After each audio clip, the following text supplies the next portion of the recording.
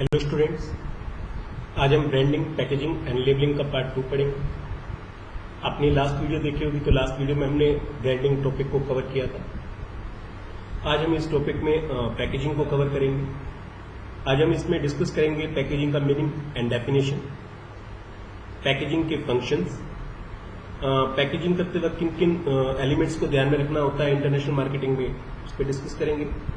Packaging के क्या क्या मेथड्स होते हैं उसके बारे में डिस्कशन करेंगे। पैकेजिंग करते वक्त किन किन मटेरियल को यूज किया जाता है उसके बारे में डिस्कस करेंगे। और इंटरनेशनल मार्केटिंग में पैकिंग करते वक्त किन किन डिसीजन को ध्यान में रखते हैं इसके बारे में डिस्कस करेंगे। एंड फाइनली पैकेजिंग की क्या एडवांटेजेस होती हैं इंटरनेशनल मार्केटिंग में, इसके बारे में डिस्कस करेंगे। Let's start. First we discuss meaning and definition of packaging. देखिए, पैकेजिंग है क्या। जनरली जब स्टार्ट हुआ तो पैकेजिंग का जो मेन पर्पस था, वो मेन पर्पस था गुड्स को सुरक्षित रखना, प्रोटेक्ट करना। लेकिन जैसे जैसे वक्त बदला, पैकेजिंग का जो रूप है वो भी बदलने लगा। पैकेजिंग आज के टाइम में खाली प्रोडक्ट को प्रोटेक्ट करने के लिए नहीं है, बल्कि एक प्रमोशनल का एक बहुत बढ़िया टूल है जिसके थ्रू हम अपने प्रोडक्ट को प्रमोट कर सकते हैं। इसके अलावा पैकेजिंग जो है आइडेंटिफिकेशन का भी एक बहुत बड़ा टूल है कि प्रोडक्ट की जो है बहुत अच्छी आइडेंटिफिकेशन होती है। हम दूर से ही उस पैकिंग को पहचान सकते हैं कि वो प्रोडक्ट कौन सा है। इसके अलावा प्रोडक्ट को पहचानने में हेल्प होती है। इसके अलावा प्रोडक्ट की लेबलिंग भी बिना पैकेजिंग के पॉसिबल नहीं है, क्योंकि लेबलिंग के लिए पैकेजिंग बहुत जरूरी है। इसके अलावा पैकेजिंग जो है वो हमारे प्रोडक्ट को हमारे कंपटीटर के प्रोडक्ट से अलग दिखाने में हेल्पफुल रहती है। इसके अलावा पैकिंग जो है वो प्रोडक्ट की क्वालिटी को मेंटेन करने में रहती है, क्योंकि अच्छी पैकेजिंग की गई हो तो प्रोडक्ट की जो क्वालिटी है वो प्रॉपर रहती है, वो उसमें तरोताजा रहता है, प्रोडक्ट जो है काफी फ्रेश रहता है। इसके अलावा जो ट्रांसपोर्टेशन करनी होती है उसमें भी हमारे को पैकेजिंग बहुत हेल्पफुल रहती है, क्योंकि उससे हैंडलिंग जो होती है काफी इजी हो जाती है। वास्तव में पैकेजिंग है क्या। पैकेजिंग को आप कोई भी एक कंटेनर कह सकते हैं या एक रैपर कह सकते हैं, यानी कि कोई भी कंटेनर या लपेटने वाला एक रैपर जिसमें प्रोडक्ट को रखा जाता है उसे हम पैकेज कहते हैं। लेट्स एक डेफिनेशन डिस्कस करते हैं मैसन और रथ की। क्या कहते हैं according to Mason Rath, packaging is the use of container and a wrapping material plus decoration and labelling to the product to protect the product, to help and promote its sale and make it convenient for the customer to use the product. Mason Rath कहते हैं packaging is the use of container wrapping material, कि वो एक packaging क्या है, किसी container या wrapping material को यूज करना, साथ में डेकोरेशन और लेबलिंग करना किसकी, प्रोडक्ट की, जो किसमें हेल्प करता है, to help and promote its sale and make it convenient, जो प्रोडक्ट को प्रमोट सेल करने के लिए प्रमोट करने में हेल्पफुल रहता है कस्टमर्स को, और जो कस्टमर्स के लिए उसको यूज करना काफी कन्वीनियंट रहता है। जो इसलिए जो पैकेजिंग है वो बहुत इंपॉर्टेंट है, खासकर स्पेशली इंटरनेशनल मार्केटिंग में तो पैकेजिंग की इंपॉर्टेंस वैसे भी बहुत ज्यादा है। इसका रीजन ये है कि जो हमें प्रोडक्ट है वो कई देशों में हमें एक्सपोर्ट करना होता है, इसलिए जो उसकी हैंडलिंग होती है वो काफी ज्यादा हो जाती है। हमें पोर्ट के थ्रू, शिप्स के थ्रू हमें माल भेजना होता है, वो जो इंपोर्टर है उसके पोर्ट्स पर पहुंचा जाता है, वहां उसको माल को फिर उतारा जाता है, फिर वहां से माल को फिर लोड किया जाता है, फिर डेस्टिनेशन पॉइंट तक पहुंचता है। तो काफी लोडिंग और डिसलोडिंग होती है, जिस वजह से पैकेजिंग बहुत इंपॉर्टेंट हो जाती है। ध्यान रहे, अलग अलग कंट्री के जो पैकेजिंग के रूल हैं वो बड़े डिफर है, इसलिए हमें उस कंट्री के पैकेजिंग के रूल को भी ध्यान में रखकर ही अपनी गुड्स की पैकेजिंग करनी चाहिए। जैसे कुछ कंट्री में जो है टोबैको प्रोडक्ट्स के ऊपर जो वार्निंग है वो लिखना बहुत जरूरी है, अदरवाइज आपका जो गुड्स है वो वहां पर एक्सेप्ट नहीं होगा। जस्ट लाइक तंबाकू सेवन से कैंसर होता है, it's harmful for your body. तो ये चीजें बहुत जरूरी हैं। इसके अलावा अलग अलग कंट्री के और भी अलग अलग लॉ है। जैसे डेनमार्क कंट्री है, डेनमार्क कंट्री में आप एल्यूमिनियम के जो कंटेनर है उन पर बैन लगा रखा है, तो आप एल्यूमिनियम का प्रयोग नहीं कर सकते अपने पैकेजिंग मटेरियल के रूप में। ऐसे ही कई कंट्री में जरूरी है कि वहां पर जो आप पैकेजिंग भेजें वो या तो बायोडिग्रेडेबल होनी चाहिए या रिसाइकेबल होनी चाहिए। बायोडिग्रेडेबल से मतलब है वो एनवायरमेंट फ्रेंडली होनी चाहिए, यानी कि जब उस पैकेजिंग को डिस्पोज किया जाए, नष्ट किया जाए, तो वो बिना वातावरण को प्रभावित किए वो नष्ट हो जाए। या रिसाइकेबल यानी कि उसको दोबारा पुनः प्रयोग में लाया जा सकना होना चाहिए। तो ये इन सारी कंट्रीज की जो भी रूल्स और रेगुलेशंस हैं उनको ध्यान में रखकर ही हमें अपनी पैकेजिंग को करना पड़ता है। यहाँ पर एक पॉइंट और डिस्कस करना चाहूंगा मैं आपके साथ। जनरली लोग पैकिंग और पैकेजिंग दोनों को एक जैसा समझते हैं, हालांकि इनमें डिफरेंस होता है। जो पैकिंग का मकसद है वो है प्रोडक्ट को सुरक्षा करना और उसको ट्रांसपोर्टेशन हैंडलिंग में इजीनेस लाना। ऑन द अदर हैंड जो पैकेजिंग का मकसद है, पैकेजिंग का जो मकसद है वो है प्रोडक्ट को कस्टमर तक सुरक्षित पहुंचाना और उसकी जो यूटिलिटी है उसको बनाए रखना। तो यानी कि पैकिंग और पैकेजिंग में डिफरेंस होता है। इसको एक एग्जाम्पल से समझते हैं। जस्ट लाइक जब आप सोप लाते हैं तो सोप एक रैपर में होता है या एक कार्डबोर्ड के बॉक्स में होता है।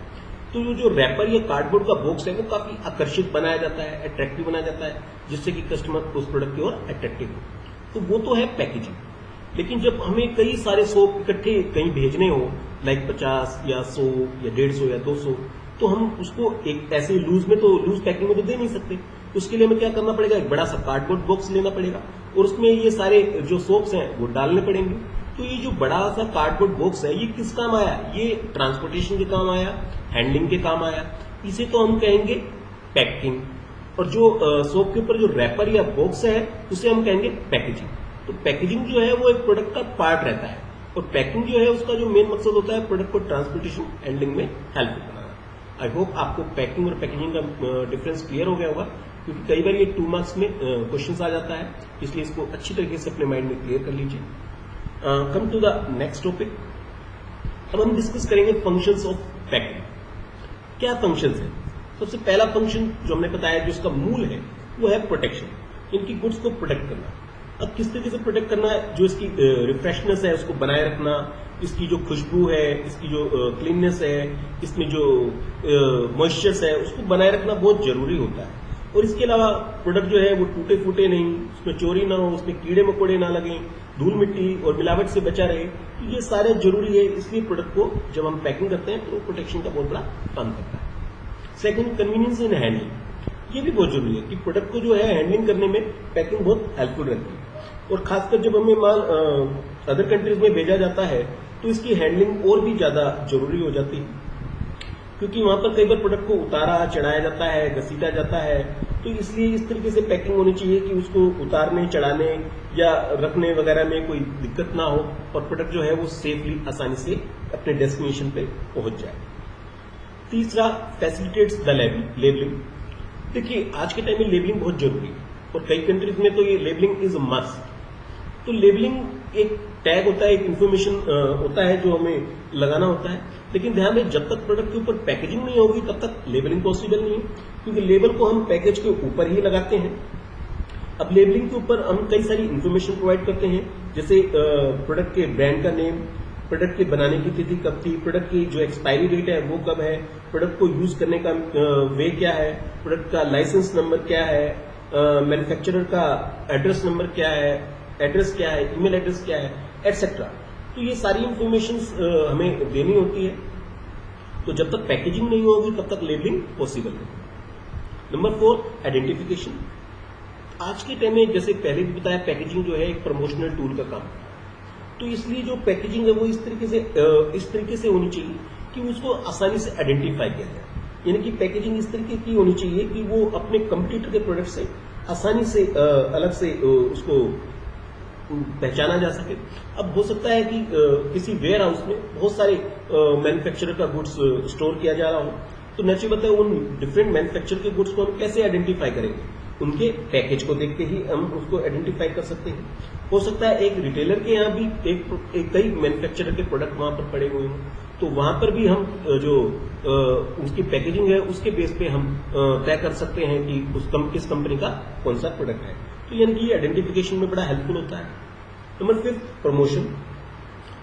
आज के टाइम में पैकेजिंग प्रमोशन का सबसे बड़ा टूल है। आज हर एक कंपनी अपने प्रोडक्ट को इतना अट्रैक्टिव पैकेज करती है कि कहीं ना कहीं कस्टमर को अपनी ओर आकर्षित करना चाहता है। हमने कई बार ऐसा देखा गया है कि एक पर्सन जो किसी रिटेल शॉप पर प्रोडक्ट खरीदने गया, वो खरीदने तो कुछ और जाता है, लेकिन उसको कोई एक दूसरा प्रोडक्ट वहां पर दिख जाता है और उसकी पैकेजिंग बहुत पसंद आती है, तो वो खुद रिटेलर से उस प्रोडक्ट के बारे में पूछता है, उसको देखता है और बहुत आकर्षित हो जाता है, तो उस प्रोडक्ट को बाय भी कर लेता है। तो यहां पर उसको बाय करने के लिए किसने बाउंड किया? नेचुरली उसकी पैकेजिंग ने बाउंड किया। तो ये प्रमोशन का बहुत बढ़िया टूल है। Number 6, economy in use. ध्यान रखें, अगर पैकेजिंग नहीं होती तो क्या होता है, नेचुरल बात है, जो कंज्यूमर है उसको प्रोडक्ट या तो पूरा का पूरा यूज करना पड़ता है। अब जनरली जो कंज्यूमर है वो क्या करता है, प्रोडक्ट को थोड़ी सी क्वांटिटी में यूज करता है और बाकी उसको स्टोर करके रख लेता है। जस्ट लाइक शैम्पू हो गया या तेल हो गया, हेयर ऑयल्स हो गए, तो आप जो कंज्यूमर है उसको थोड़ी सी मात्रा में यूज करता है और बचा हुआ बाकी उसी शीशी में स्टोर करके रख लेता है। तो ये इकोनॉमी यानी कि उसकी इकोनॉमी में हेल्प करता है, बचत करता है। 7, चेक ऑन अडल्ट्रेशन। अगर आपने अपना गुड्स बहुत अच्छी तरीके से पैकेज किया हुआ है तो उसके लिए में जो मिडिल मैन है वो उसमें एडल्ट्रेशन या मिलावट नहीं कर सकता। क्यों मिलावट नहीं कर सकता, क्योंकि आपने गुड्स को वेल पैकेज किया हुआ है। अगर वो गुड्स को मिलावट करने के लिए खोलेगा तो उसकी जो सील है वो टूट जाएगी, नेचुरली कंज्यूमर उसको आसानी से पहचान लेगा। तो आपकी जो पैकेजिंग है वो आपके प्रोडक्ट को एडल्ट्रेशन से भी बचाती है। Number 8, self service. आज के टाइम में सेल्फ सर्विस का जमाना बहुत तेजी से चल रहा है। बड़े बड़े शॉपिंग मॉल में जब आप जाते हैं, स्टोर्स में जाते हैं, तो वहां पर जो है आपको पर्सनल सेलर अवेलेबल नहीं होते। आप खुद एक ट्रॉली लेते हैं और धीरे धीरे सेल्फ टू सेल्फ घूमते हैं, वहां प्रोडक्ट को उठाते हैं, उसके बारे में देखते हैं और फिर डिसाइड करते हैं उसको अपने बाय करना है नहीं करना है। एक वेल पैकेज गुड्स जो है वो आपका ध्यान आकर्षित करता है। उसके ऊपर अगर इन्फॉर्मेशन लेबलिंग बहुत अच्छे तरीके से कर रखी है तो आप उस लेबलिंग से उसके बारे में इन्फॉर्मेशन गेट कर सकते हैं और फिर आप डिसीजन ले सकते हैं कि उस प्रोडक्ट को बाय करना है या नहीं करना है। तो यानी कि जो पैकेजिंग है वो सेल्फ सर्विस में काफी हेल्पफुल रहता है। आई होप आपको पैकेजिंग के फंक्शंस क्लियर हो गए होंगे। Come to the next topic. अब हम डिस्कस करते हैं packaging consideration in international market, कि किन किन बातों को ध्यान में रखना पड़ता है पैकेजिंग करते वक्त इन इंटरनेशनल मार्केट। सबसे पहला, लीगल रेगुलेशन। ध्यान में हर एक कंट्री की जो लॉ है वो डिफरेंट है और उस लॉ को ध्यान में रखते ही एक इंटरनेशनल मार्केटर को अपने प्रोडक्ट को पैकेज करना पड़ता है। अब ये लॉ जो है कई चीजों के बारे में अलग अलग है। अलग अलग कंट्री में जो पैकेजिंग की जो मटेरियल है उसके बारे में अलग लॉ है, कहीं पे जो सेफ्टी गार्ड्स हैं उसके बारे में अलग अलग लॉ है, और कहीं पर जो पैकिंग के ऊपर जो इन्फॉर्मेशन देनी होती है उसके लिए अलग अलग रूल्स हैं। तो जो एक पैकेजर है उसको ये ध्यान रखना होता है कि जिन डिफरेंट कंट्रीज के जो रूल्स हैं उसके अकॉर्डिंग ही पैकेजिंग करें। स्पेशली जो डेवलप कंट्री हैं उनके जो पैकेजिंग के रूल्स हैं वो काफी स्ट्रिक्ट और रिजिड होते हैं एज कंपेयर टू डेवलपिंग या अंडर डेवलप कंट्री के। तो इन सारे लॉ को ध्यान में रख के ही एक बिजनेसमैन को अपना गुड्स पैक करना होता है। सेकंड, रिसाइक्लेबल है, क्योंकि आज के टाइम में बहुत जरूरी है कि जो आपकी पैकेजिंग है वो इजीली डिस्पोजेबल होनी चाहिए, बायोडिग्रेडेबल होनी चाहिए और रिसाइक्लेबल होनी चाहिए। यानी कि आपका जो प्रोडक्ट की पैकेजिंग है वो एनवायरमेंट फ्रेंडली होनी चाहिए, उसका जो एनवायरमेंट पे कोई नेगेटिव इम्पैक्ट नहीं होना चाहिए।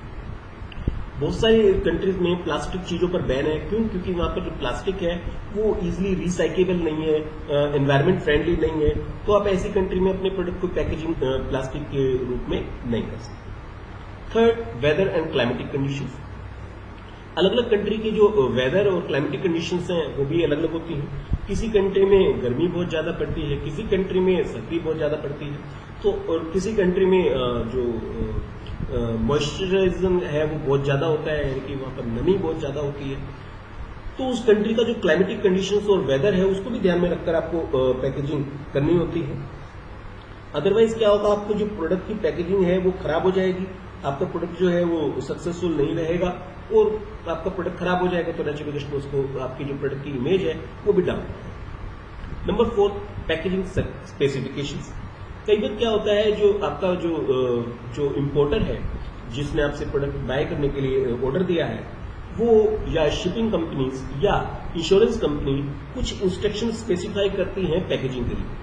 तो नेचुरली आपको उन सारे इंस्ट्रक्शंस को फॉलो अप करना बहुत जरूरी हो जाता है, क्योंकि अगर आप उन इंस्ट्रक्शन को फॉलो अप नहीं करते तो हो सकता है आपका कस्टमर आपके ऑर्डर को लेने से मना कर दे, आपके कंसाइनमेंट को लेने से मना कर दे। अगर वो शिपिंग कंपनी के स्पेसिफिकेशन के अकॉर्डिंग नहीं है तो हो सकता है शिपिंग कंपनी आपके माल को उठाने से मना कर दे, और अगर हो सकता है आपका माल का नुकसान हो जाए तो जो इंश्योरेंस कंपनी है वो आपको इसका जो मुआवजा है या जो कंपनसेशन है वो भी पे ना करे। Number 5, convenience in handling. ध्यान रखिए, पैकेजिंग करते वक्त इस चीज को भी ध्यान में रखना चाहिए कि आपकी जो हैंडलिंग है वो बड़ी इजी हो, जिससे कि आसानी से प्रोडक्ट को हैंडल किया जा सके। क्योंकि इंटरनेशनल मार्केट में एक प्रोडक्ट को कई बार उतारना पड़ता है, चढ़ाना पड़ता है, घसीटना पड़ता है, तो नेचुरली आपकी पैकिंग इस तरीके से होना चाहिए कि वो उसको उठाने रखने में कोई दिक्कत ना आए और उसका प्रोडक्ट के ऊपर कोई नुकसान ना पहुंचे। इसके अलावा कई जगह मैनुअल उठाना लोडिंग डिसलोडिंग होती है और कई जगह मशीनों यानी क्रेन मशीनों की तरह लोडिंग डिसलोडिंग होती है। तो ये भी ध्यान रखना चाहिए कि किसी भी तरीके से लोडिंग डिसलोडिंग हो आपके प्रोडक्ट में उसके इम्पैक्ट ज्यादा नुकसानदेह नहीं होना चाहिए। इस तरीके से आपका प्रोडक्ट इस तरीके से होना चाहिए कि कंज्यूमर को उसको हैंडल करने में ज्यादा दिक्कत ना आए, तो जिससे कि वो आसानी से उसको हैंडल कर सके। पहले जो है बड़े बड़े शीशी में चीजों को लाया जाता था, आजकल छोटे छोटे पाउच में लाया जाता है, स्पेशली शैम्पू, टूथपेस्ट, क्रीम, आज इनके छोटे छोटे पाउच आते हैं जिसे कस्टमर आसानी से हैंडल कर सकता है। Number 6, socio culture factors. Socio culture factor से मतलब है जिस कंट्री में आप माल भेज रहे हैं वहां का सोशल और कल्चरल फैक्टर्स किस तरीके का है।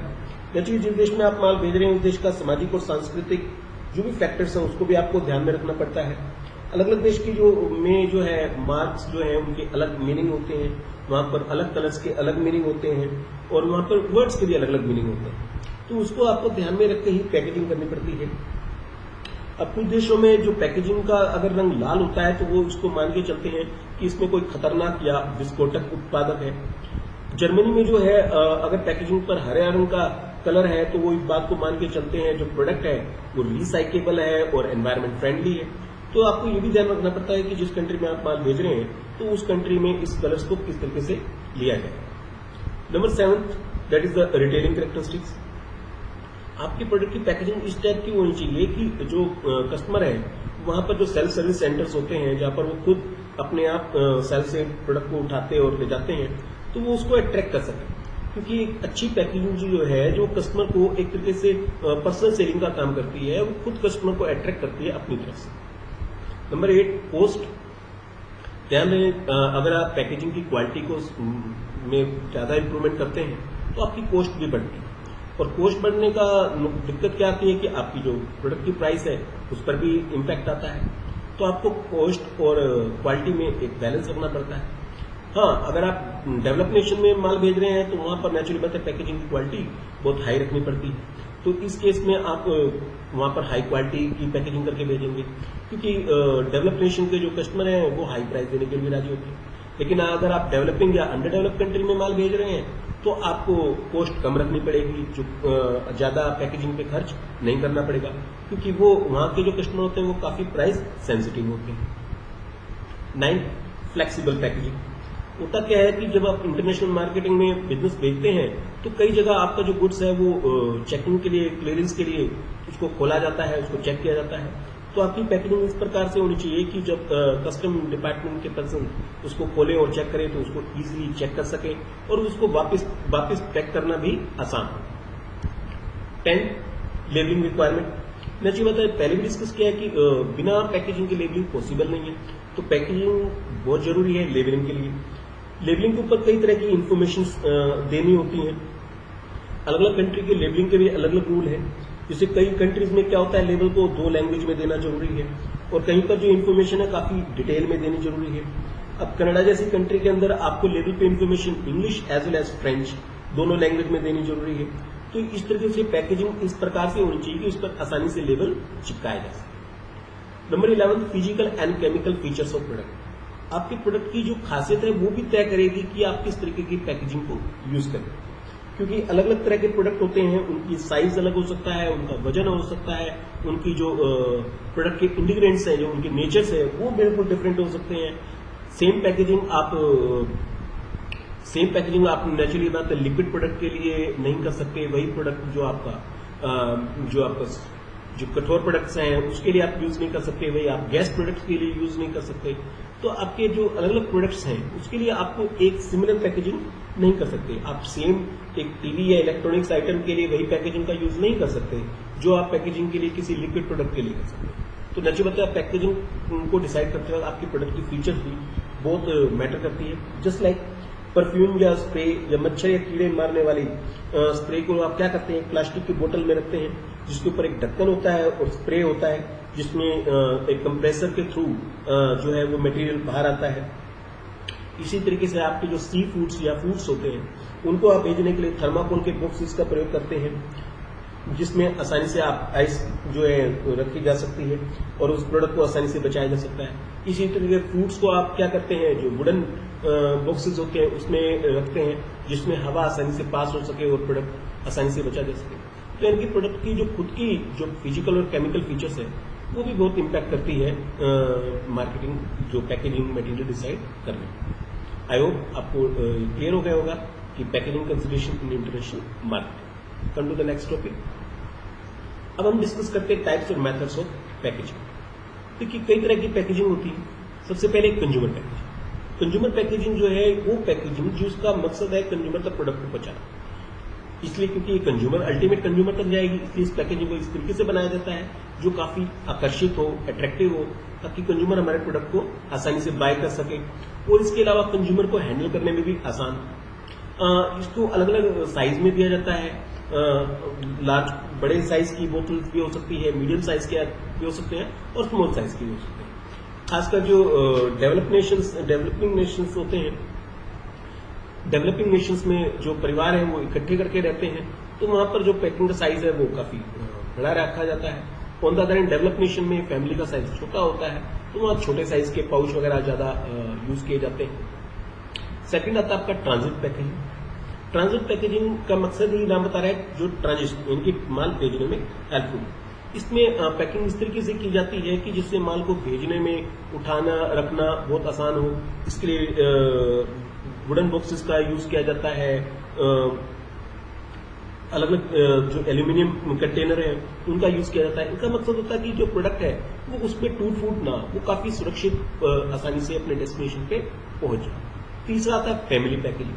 फैमिली पैकेजिंग का मतलब ये है कि जो एक इंटरनेशनल मार्केटर है वो अपने हर प्रोडक्ट के लिए एक सिमिलर टाइप की पैकेजिंग करता है, इसी को हम फैमिली पैकेजिंग कहते हैं। इसके अंदर जो है पैकेजिंग की जो मटेरियल है, उसका जो कलर है, उसका डिजाइन है, वो ऑलमोस्ट सेम होता है।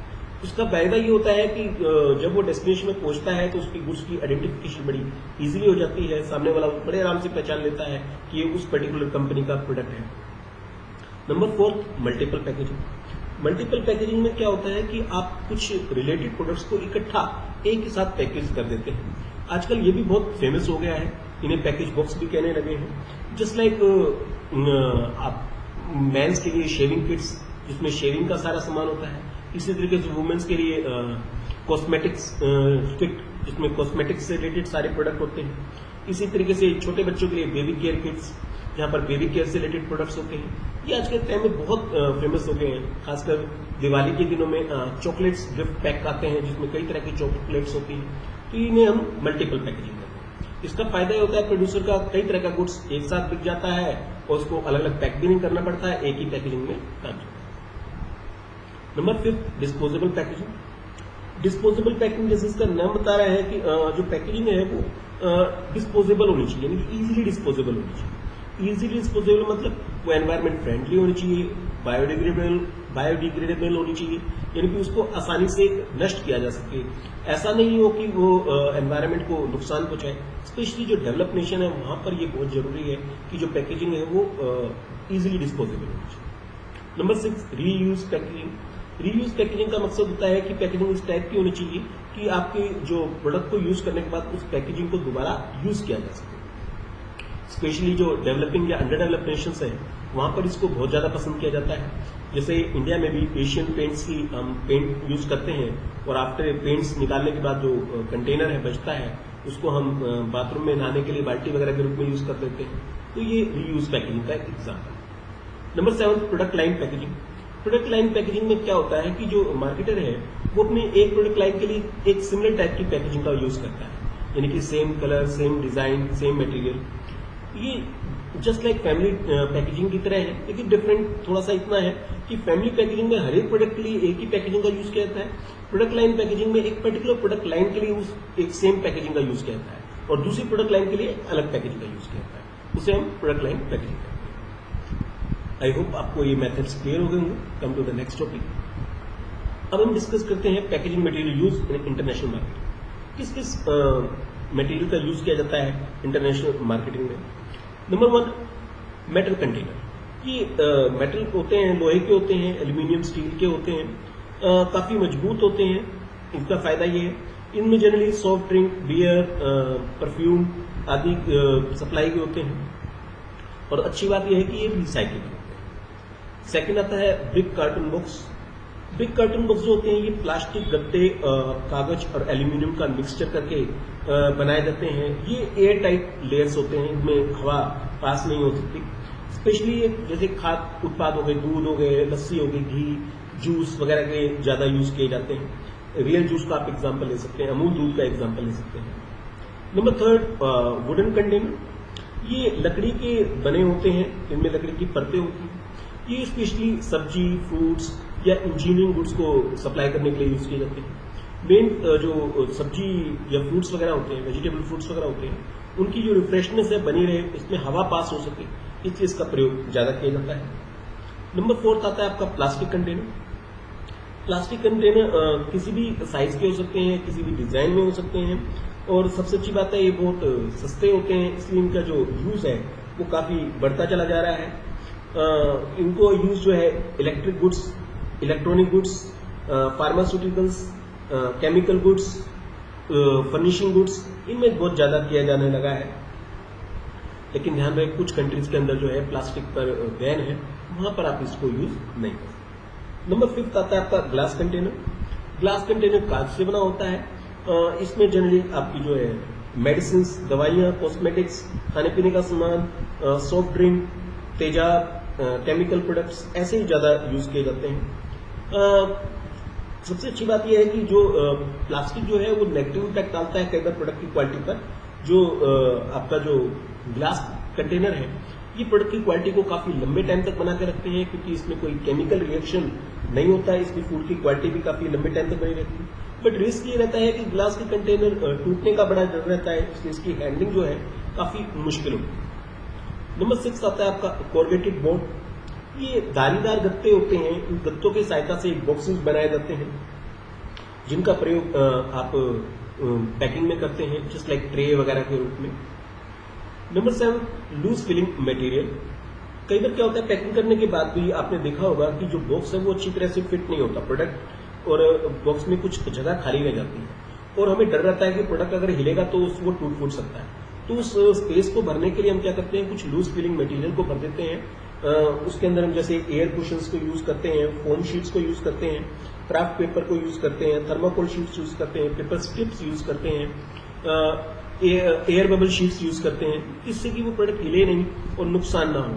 कई बार आपने देखा होगा जब आपके television, computer, printer, mobile phone वगैरह आते हैं तो उनमें ये चीजें फिल होती हैं। Number 8, thermocol ice box. ये थर्माकोल शीट्स के बने होते हैं आइस बॉक्स। इनमें जो आइस है वो काफी लंबे टाइम तक सुरक्षित रहती है।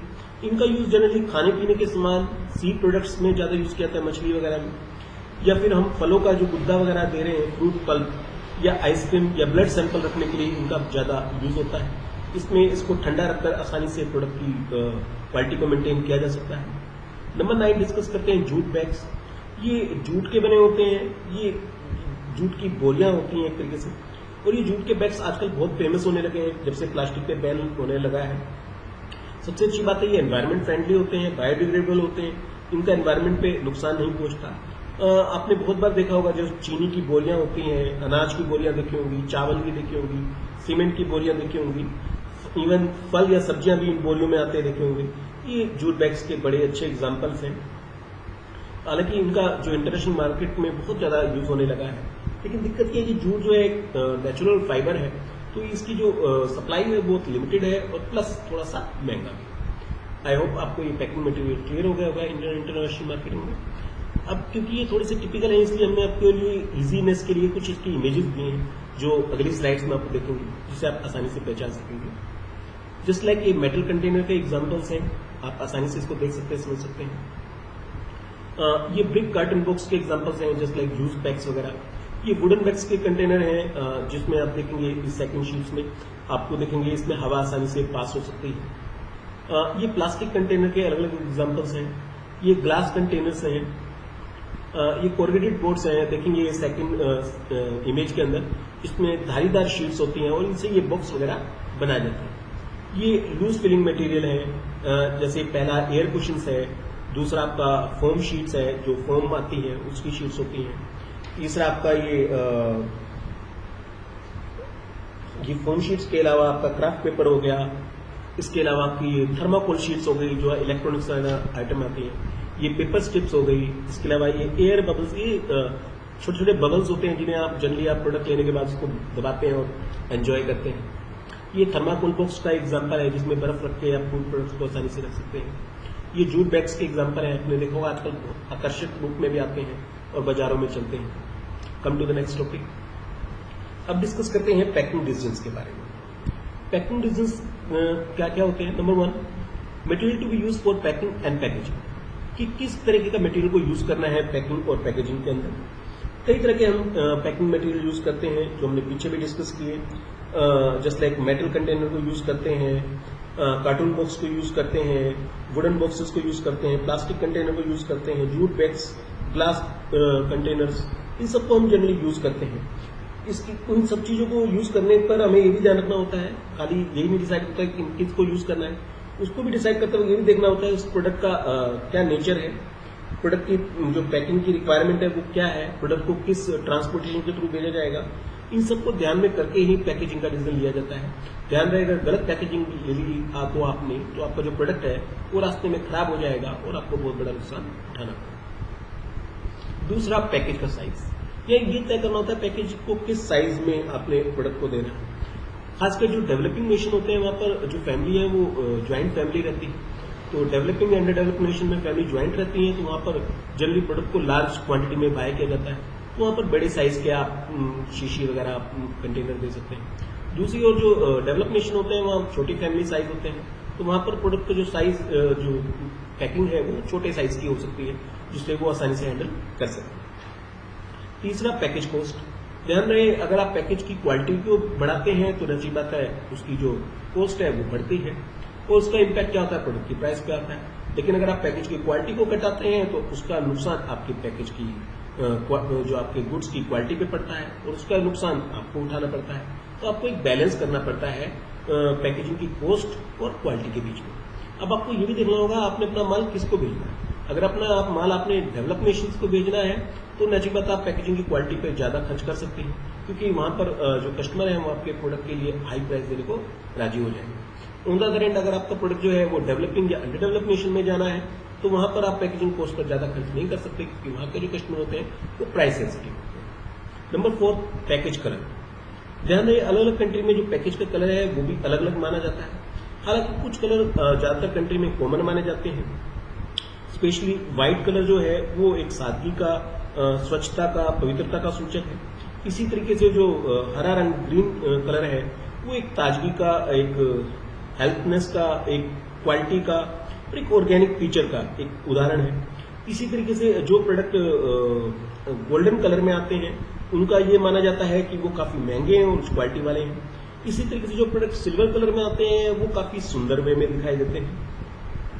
और इसी तरीके से जो छोटे बच्चों के जो प्रोडक्ट्स हैं वो जनरली डार्क ग्रीन कलर में आते हैं क्योंकि उन्हें ये बहुत पसंद होता है। तो वो नेचुरल बात है आप जिस कंट्री में माल भेज रहे हैं आपको देखना पड़ेगा कि वहां के लोगों के लिए कौन सा कलर काफी पॉजिटिव सेंस में लेते हैं और किस कलर को काफी नेगेटिव सेंस में लेते हैं। नंबर 5 डिस्कस करेंगे that is package design.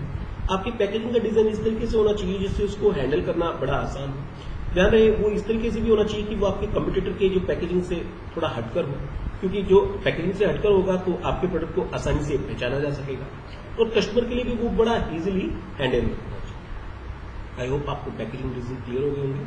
Come to the last topic, अब हम आखिरी में डिस्कस करेंगे क्या एडवांटेजेस हैं पैकेजिंग। देखिए एडवांटेजेस जो है पैकेजिंग की वो तीनों के लिए है, मैन्युफैक्चरर के लिए भी, मिडिलमैन के लिए भी और कंज्यूमर के लिए। सबसे पहले मैन्युफैक्चरर के लिए क्या क्या फायदे हैं?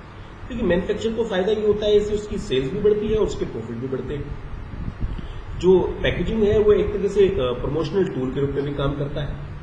इससे जो प्रोडक्ट है वो नेचुरल प्रोटेक्ट रहता है, सेफ रहता है।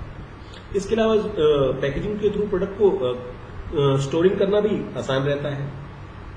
इसके अलावा जो है उसको आप ट्रांसपोर्टेशन भी बड़ी इजीली कर सकते हैं। इसका बड़ा फायदा ये होता है जो मिडिल मैन है वो आपके प्रोडक्ट के अंदर एडल्ट्रेशन या मिलावट नहीं कर सकते। और अच्छी पैकेजिंग गुड से आपकी कंपनी की जो इमेज है और प्रोडक्ट की क्वालिटी है वो उसकी जो है काफी अच्छी इमेज जो है कंज्यूमर के माइंड में जाती है।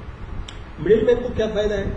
मिडिल मैन के लिए फायदा है प्रोडक्ट को जो स्टोर करना और हैंडल करना है काफी इजी हो जाता है। इसके लिए उसका डेमोन्स्ट्रेशन भी करके दिखाना काफी आसान हो जाता है।